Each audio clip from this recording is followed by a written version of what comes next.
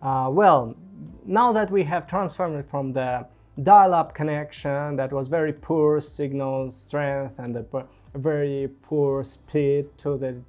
digital form or DSL, and for today we have even fiber channels and optical channels goes up to our every home, and the speed of the data is now tremendous, and you can now, by clicking the hyperlink of the video file, you can watch it online from YouTube, you can listen to voice, you can listen music online, and that is because of the digital data transfer and the technology that provides this digital data transfer to your personal computing systems. And in the next slide you see the two persons that coined the World Wide Web term, and the Tim Berners-Lee and Robert Solow that introduced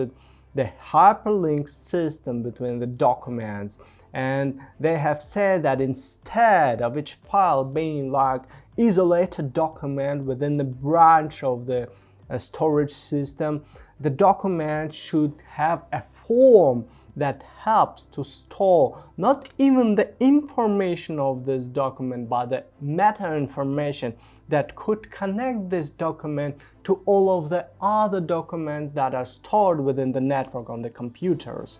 And this, the hypertext editing system emerged, and now we can see it is the form of XML, and HTML form is the subform of the XML that's strictly designed to bring the information within your web browser by bringing your textual form, the video form, the multimedia, all of the kind, and all of the other subsystems that could be perceived by you in visual form.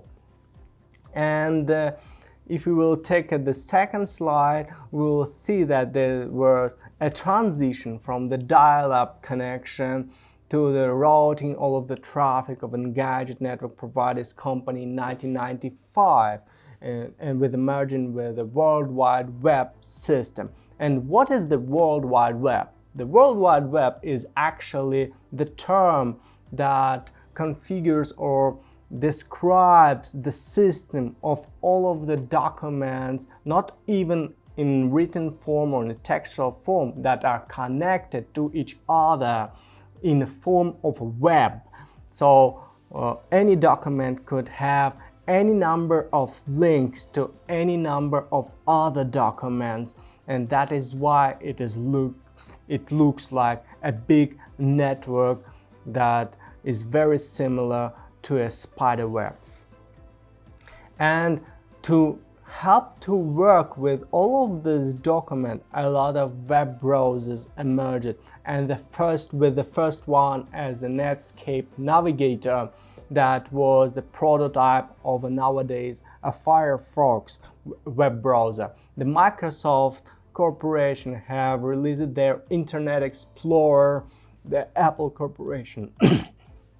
released their Safari web browser. Many other commercial endeavors were made, like Opera web browser, Dolphin web browser, and a lot of the different web browsers that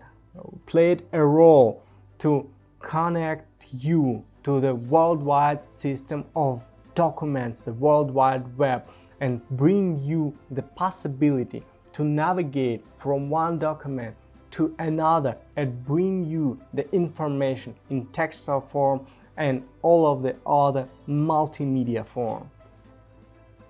And now taking a look at the World Wide Web and the documents that present in the web browser, we need to know the next terms like hyperlink,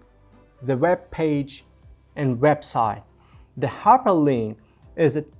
special form of a text that designates the link to another document and the possibility to transfer you to another document. The web page is a representation of a whole document that is presented to you within a browser that may consist of text information, video files, audio files, the JavaScripts, the cascading style sheets, and many other form of the data visualization, like SVG, the canvas that is supported with HTML5 standards. And what is a website? A website is typically a collection of web pages or web documents that are organized in hierarchical form or any other form of connected to each other documents. And if we will get back into a history, we will see the development of the websites and the HTML standards, and even in hypertext transfer protocol that emerged in those days. And the first form of websites was a static form, so that any company or any organization could present information that is in read-only form for many clients, and that was all what was needed at those times. But time passed and it required more interrogation and interoperation between the final client and the service provider. So the websites typically converted and transferred into a new form of the web applications that could now store information from you, prepare information for you, and make a change within a documents that are stored at the same website.